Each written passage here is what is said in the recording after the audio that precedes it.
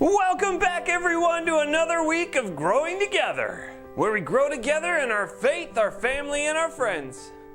Now, you may be thinking to yourself, Jimmy, why are you wearing a Hawaiian shirt? It's cold outside.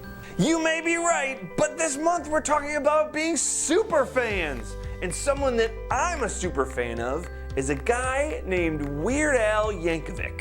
That doesn't explain anything. Why are you wearing a Hawaiian shirt? Well, Weird Al Yankovic is a musical artist, and you might have guessed it, he's kind of weird. He has a long history of playing parody music, as well as his own originals, which are even weirder. But I remember hearing him for the first time in my cousin's car. He showed me my very first Weird Al album called Running with Scissors. And listening to his music, hearing how funny he was and how goofy he was, it awoke this inner silliness in me. I became an instant fan, and as soon as I could, I had my dad take me down to the local record shop so I could buy all the Weird Al CDs I could find, and that's what we listened to on loop over and over again anytime we were in the car. And since my dad's job required him to drive around town basically all day long, we listened to a lot of Weird Al. And thinking back on it, he probably thought, wow, my son's kind of weird. But something really cool that my dad did was he just let me be weird. He didn't deter me or stop me or try to get me to listen to something else. He just joined in, and we listened to Weird Al music all the time. And as I grew up, Weird Al continued to make new music, and I grew into a bigger and bigger fan, and eventually my dad took me to my very first Weird Al concert. And it was awesome! And then I continued to grow up, and I eventually got to take my wife to a Weird Al concert. I kind of tricked her into it, and she definitely thought it was weird. But after that, she became a fan too! And that's why I'm wearing a Hawaiian shirt. Because when you go to a Weird Al concert, you don't dress up nice, or you don't dress up in even your regular attire. You dress up in the weirdest things you got. Many people show up as characters that Weird Al has played in movies, or they show up in a Hawaiian shirt just like this one. Some people even wear aluminum foil hats. They're real weird. Until one day I finally got to go to a concert and I got to meet Weird Al after the show.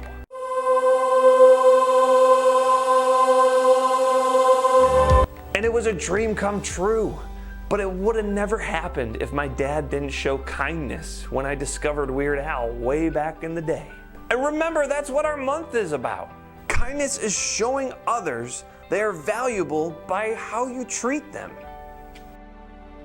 And that's where our story comes in today. And today I gotta let you know, this story's a little long, so I hope you buckle in, maybe get some popcorn, and let's hop into it. Because our story today comes from a whole book from the Bible. It's not just one little part, and it's the book of Ruth. Okay, so Ruth was living in the town of Moab, and then another woman named Naomi, her and her family came to live in the town of Moab as well. Now Naomi and her family came to the town of Moab because their hometown Judah was running out of food and there wasn't enough to go around. And long story short, Naomi's sons, two sons, eventually got married to Ruth and another woman named Orpah. And unfortunately, part of this sad story is that all of their husbands died. Naomi, Ruth, and Orpah were now all widows together. Now at this point, Naomi had heard that Judah had gotten some more food again, and so she tried to convince Ruth and Orpah to go back and live back in Judah. Now Orpah didn't have a problem with this. Okay, bye. But Ruth really wasn't for going back to Judah. She wanted to stay with Naomi. She said this, "Don't try and make me leave and go back. Where you go, I'll go. Where you stay, I'll stay. Your people will now be my people, and your God will be my God." So Ruth and Naomi went together back to Judah and ended up in a little town that you may have heard of called Bethlehem. Now, in order for Ruth and Naomi to get food because they didn't have jobs, there was a law put in place that after the harvesters were done picking grains, that the poor people could come by and pick up what was extra and left on the ground. Now, one day when Ruth was out picking after the harvesters were done, the owner of the field, his name was Boaz, saw Ruth and thought, "Ooh la la, she's kind of pretty." And he approached her and said this, "Dear woman, listen to me. Don't pick up grain in any other field. Don't go anywhere else. Stay here with the women who work for me. Keep your eye on the field where the men are cutting grain. Walk behind the women who are gathering it and pick up the grain that is left. I've told the men not to bother you. When you are thirsty, go and get a drink. Take water from the jars that the men have left filled."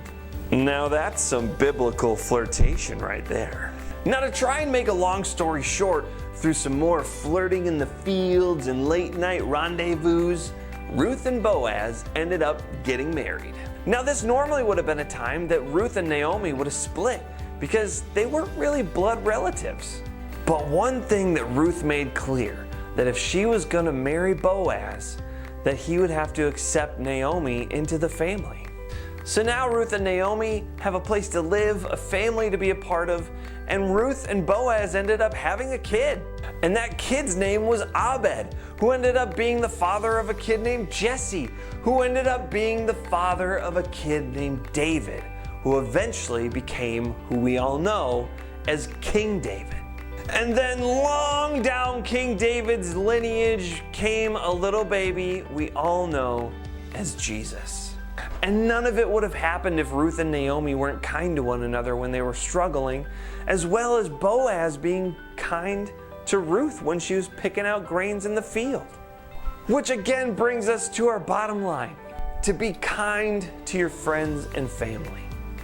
Because you never know what kind of things kindness is going to bring out down the road. Maybe it'll eventually lead you to having a family that will eventually birth the Son of God. Probably not. Or maybe just showing a little bit of kindness will eventually let someone else meet their hero someday. The point is that being kind to someone could lead to something bigger and better than you could ever imagine. But when we don't show kindness, I don't think that leads really anywhere good. Choosing to treat people unkindly just leads down a road of sadness and sorrow. And so today I want us to continue to practice kindness because we never know where it might lead. So get out there and continue to be kind to everyone you meet. That's our show, everyone. Make sure to jump on our Facebook group, NLC Growing Together. We'll see you next time, but until then, we love you very much and you rock our socks.